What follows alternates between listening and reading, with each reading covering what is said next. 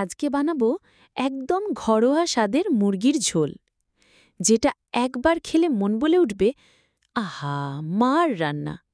প্রথমে সেদ্ধ মুরগিটা ভালো করে টুকরো করে নিলাম। মাংসের গন্ধেই বোঝা যায় আজকের স্বাদ জমে যাবে। পাশে রেডি করে রাখলাম কুচানো পেঁয়াজ, রসুন আর আদা। এই তিনটেই মেশানো মানেই ঘ্রাণে ও স্বাদে পুরোটাই হইচই। মুরগির মাংসে এবার হাতের ছোঁয়ায় মিশিয়ে নিলাম মশলা, হালকা হলুদ, মরিচ আর সামান্য ঘরের আদর। এই তো আসল রেসিপি।